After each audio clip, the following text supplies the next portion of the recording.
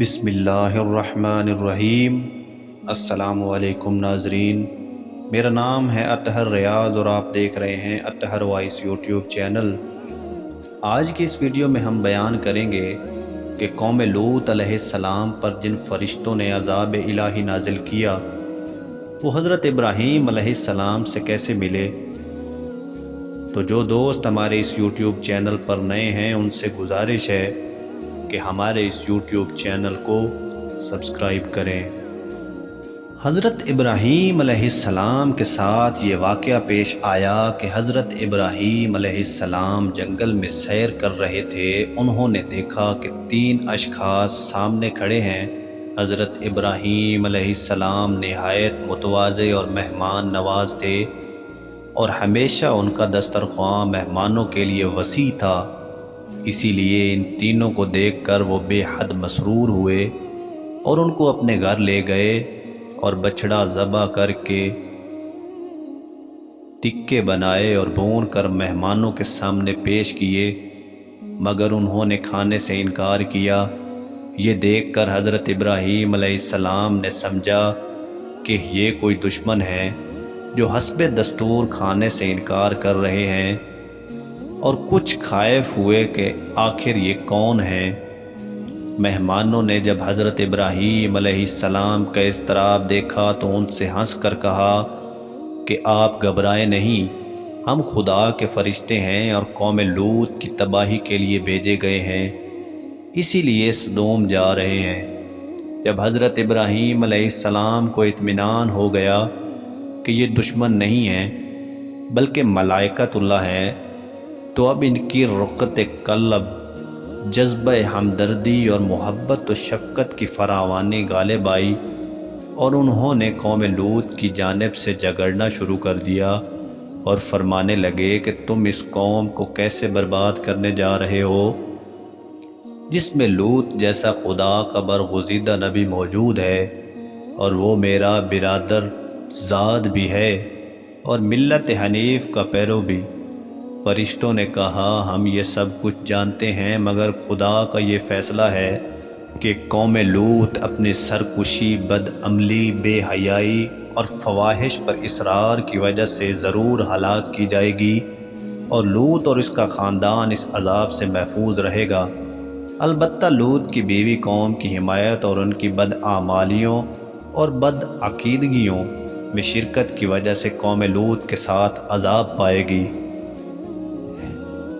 پھر جب ابراہیم علیہ السلام سے خوف جاتا رہا اور اس کو ہماری بشارت ولادت اسحاق پہنچ گئی تو وہ ہم سے قوم لوط کے متعلق جھگڑنے لگا۔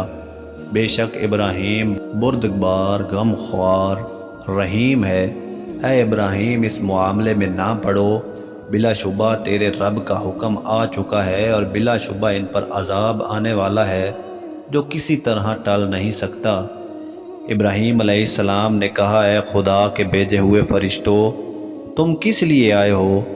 انہوں نے کہا ہم مجرم قوم کی جانب بھیجے گئے ہیں تاکہ ہم ان پر پتھروں کی بارش کریں۔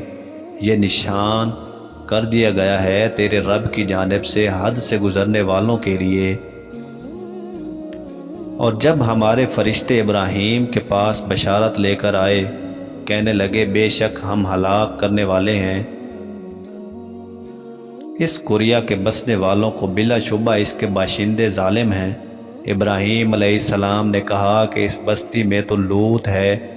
فرشتوں نے کہا ہمیں خوب معلوم ہے جو اس بستی میں آیا آباد رہے، ہم البتہ لوط کو اور اس کے خاندان کو نجات دیں گے، مگر اس کی بیوی کو نہیں کہ وہ بھی بستی میں رہ جانے والوں کے ساتھ ہے۔ غرض حضرت لوط علیہ السلام کے ابلاغ حق، امر بالمعروف اور نہی عن المنکر کا قوم پر متعلق کچھ اثر نہ ہوا اور وہ اپنی بد اخلاقیوں پر اسی طرح قائم رہی۔ حضرت لوط علیہ السلام نے یہاں تک غیرت دلائی کہ تم اس بات کو نہیں سوچتے کہ میں رات دن جو اسلام اور صراط مستقیم کی دعوت و پیغام کے لیے تمہارے ساتھ حیران اور سرگرداں ہوں؟ کیا کبھی میں نے تم سے اس سعی و کوشش کا کوئی ثمرہ طلب کیا؟ کیا کوئی اجرت مانگی؟ کسی نظر و نیاز کا طالب ہوا؟ میرے پیش نظر تو تمہاری دینی اور دنیاوی سعادت و فلاح کے سوا اور کچھ بھی نہیں ہے، مگر تم ہو کہ متعلق توجہ ہی نہیں کرتے۔ قرآن پاک کا ارشاد ہے، ترجمہ: جھٹلایا قوم لوط علیہ السلام نے پیغمبروں کو جب کہ کہا ان کے بھائی لوط نے، کیا تم نہیں ڈرتے؟ بے شک میں تمہارے لیے پیغمبر ہوں، امانت والا، بس اللہ سے ڈرو اور میری پیروی کرو، اور میں تم سے اس نصیحت پر اجرت نہیں مانگتا، میرا اجر اللہ رب العالمین کی سوائے کسی کے پاس نہیں۔ مگر ان کے تاریک دلوں پر اس کہنے کا بھی معلق کچھ اثر نہ ہوا، اور وہ حضرت لوط علیہ السلام کو اخراج اور سنگساری کی دھمکیاں دیتے رہے۔ جب نوبت یہاں تک پہنچی اور ان کی سیاہ بختی نے کسی طرح اخلاقی زندگی پر آمادہ نہ ہونے دیا، تب ان کو بھی وہی پیش آیا جو خدا کے بنائے ہوئے قانون جزا کا یقینی اور حتمی فیصلہ ہے، یعنی بد کرداریوں پر اصرار کی سزا، بربادی، ہلاکت۔ غرض ملائکۃ اللہ حضرت ابراہیم علیہ السلام کے پاس سے روانہ ہو کر سدوم پہنچے اور لوط علیہ السلام کے یہاں مہمان ہوئے۔ یہ اپنی شکل و صورت میں حسین و خوبصورت اور عمر میں نوجوان لڑکوں کی شکل و صورت میں تھے۔